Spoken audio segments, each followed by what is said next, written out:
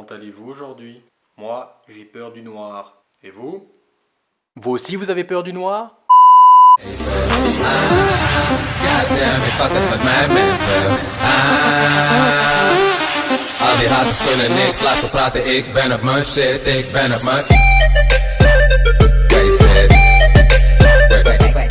J'espère que vous allez bien, c'est Carmen23, on se retrouve aujourd'hui pour une toute nouvelle vidéo.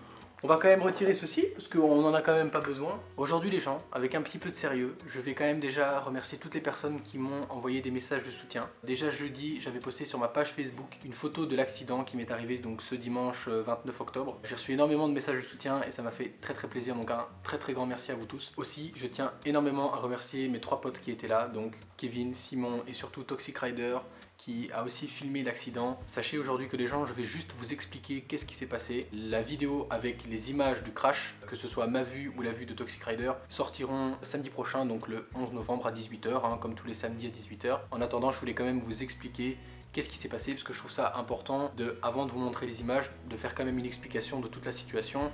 Et voilà, si je mets tout ça en une seule vidéo, c'est beaucoup trop long et c'est chiant à regarder. Donc, comme je le disais, c'était dimanche passé, donc le 29 octobre 2017. À un moment de la balade, on se retrouve à prendre un rond-point. C'est un très grand rond-point avec, si je me trompe pas, il y a 5 ou 6 sorties. Je rentre simplement dans le rond-point et en fait, si vous voulez, je vois qu'il y a un type en voiture avec une Volvo qui commence à s'avancer. Mais vous savez, parfois les gens s'avancent et arrivent juste à la limite du rond-point et s'arrêtent ou alors dépassent de quelques centimètres et ils vous mettent un peu la pression. Et moi jamais dans ma tête je me suis dit bon il va passer. En fait il s'est fait que le gars a complètement continué et je m'y attendais vraiment pas. Et je suis arrivé à une situation dans ma tête où j'ai pas eu spécialement le temps de réfléchir, mais je suis content de pas avoir eu le temps de réfléchir, d'avoir fait une grosse connerie, parce que ces conneries je pense qu'elle m'a sauvé la vie et elle m'a sauvé la moto aussi. Au moment où je me rends compte que le gars commence à rentrer dans le rond-point et que je vais me le prendre, clairement je sais qu'il va y avoir un choc, je commence à dire oh la... Tu vois, je voulais dire oh la putain de sa mère, tu vois, genre, enfin je voulais lâcher une grosse insulte en se disant voilà, oh le gros bâtard il veut me couper la route machin. Sauf qu'en fait j'ai pas eu le temps. Et dans ma tête, à ce moment-là, j'ai eu 3 solutions. Ou je l'évite, mais clairement je pouvais pas parce que vous verrez sur la vidéo que le gars est clairement vachement bien avancé sur le rond-point, donc j'aurais vraiment pas su l'éviter. Ou alors du moins c'était très compliqué et bon voilà, avec ma sportive et puis mon manque d'expérience, c'était vraiment compliqué. Je me suis dit éviter, non. J'avais une deuxième solution, continuer ma trajectoire, avoir un peu de chance que lui s'arrête avant ou alors que moi j'aille trop loin et qu'à ce moment-là, la moto vienne percuter son capot et que moi je passe au-dessus de son capot et avec un peu de chance je me fais écraser. Donc ça pour moi c'était clairement pas possible. Et au final j'ai choisi la troisième option et je pense que pour le coup ça a été la meilleure, entre guillemets, en tout cas celle qui m'aura permis et de rester en vie et aussi d'avoir le moins de dégâts entre guillemets possible sur la moto. J'ai freiné d'un coup sec avec le frein avant, du coup ce qui m'a fait en fait perdre l'avant. Donc la moto s'est couchée au sol, elle a glissé.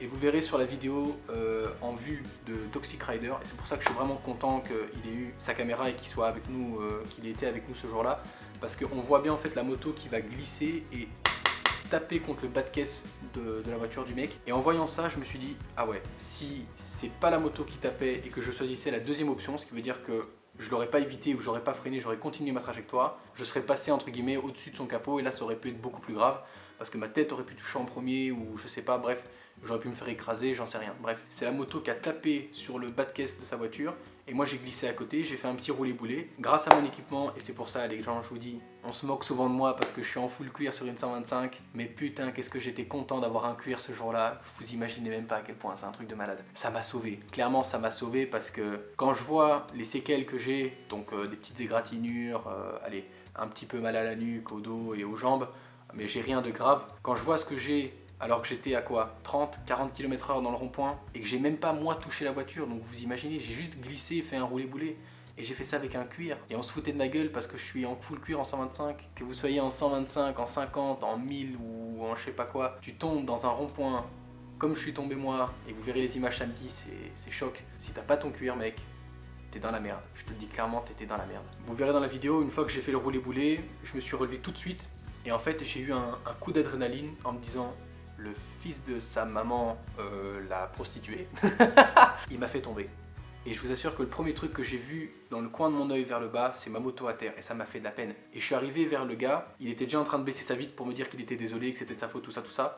Mais moi dans ma tête je voyais qu'une seule chose, c'était genre le mec qui m'avait fait tomber et je me dis non c'est pas possible, je dois le je dois l'engueuler, je dois le tuer, je sais pas, je vais faire un truc. Et puis heureusement, et c'est pour ça que je suis aussi content que mes autres potes soient là, donc Simon, Kevin, ils m'ont directement dit dans l'intercom, parce que j'étais connecté avec intercom avec eux, ils m'ont directement dit calme-toi, calme-toi, calme-toi, comme toi, ça sert à rien. Clairement, heureusement qu'ils étaient là pour me ramener à la raison, parce que même moi après, je me suis dit ok, calme-toi, ça sert à rien, ça va pas arranger la situation de frapper ou de casser quelque chose. Et je suis content qu'ils aient été là pour me ramener à la raison, et je suis content aussi de moi avoir fait un contrôle sur moi-même en me disant non, cherche pas l'emmerde, il est 100% en tort.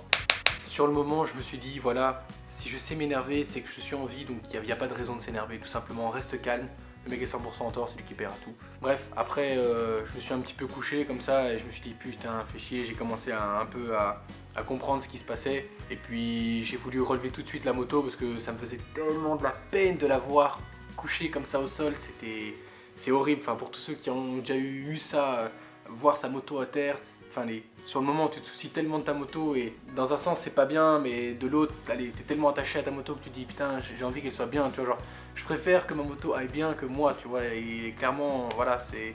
Là je vous le dis, ça me fait de la peine parce qu'au niveau des dégâts, ma moto a beaucoup plus de dégâts que moi. Tout le côté gauche est raflé, le réservoir, coque de selle arrière, tous les carénages gauche, levier d'embrayage, sélecteur de vitesse, tout le côté gauche est raflé, gratté, plein de traces, enfin bref, c'est la merde. Le côté droit aussi a quelques pètes parce que du coup, bah évidemment, ma moto a touché un peu la voiture comme je vous l'expliquais avant. Mon équipement aussi a un petit peu pris, mes bottes aussi pour mon équipement, mais bon, c'est pas grave, c'est comme ça, ce sera remboursé aussi de toute façon.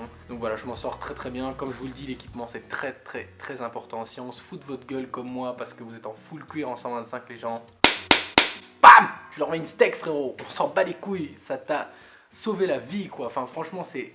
Allez... On se rend pas compte avant, mais quand tu le vis, tu te dis ok, ça va, je suis content d'avoir mis presque 2000 € dans un équipement complet avec cuir, bottes, casque, tout le bordel. Tout ça pour vous dire que l'équipement c'est très très important, vous n'êtes pas obligé d'acheter un cuir, mais bon, si vous pouvez c'est mieux.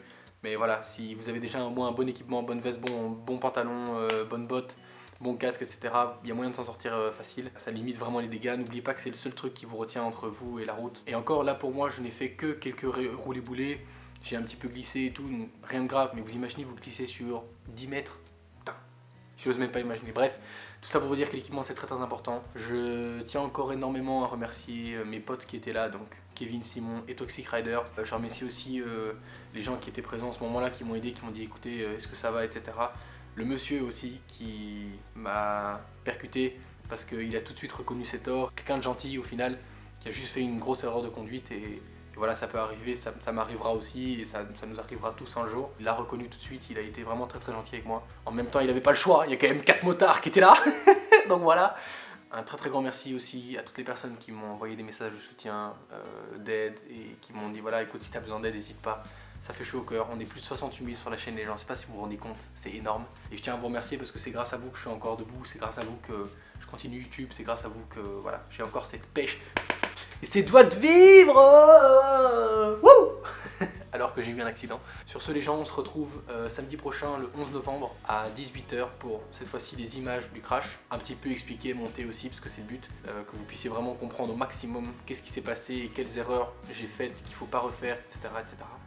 Donc voilà, un très très grand merci à tous et à toutes. Rendez-vous samedi prochain, 11 novembre à 18 h. Ride safe les gens, mais vraiment prudent s'il vous plaît. Peace.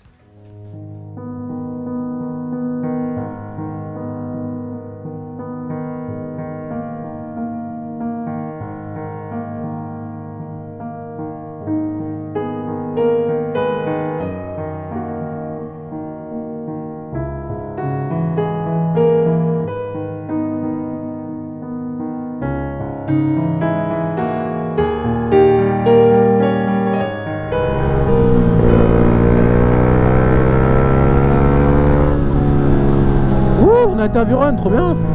Oh putain mec, ça c'est un putain de rond-point.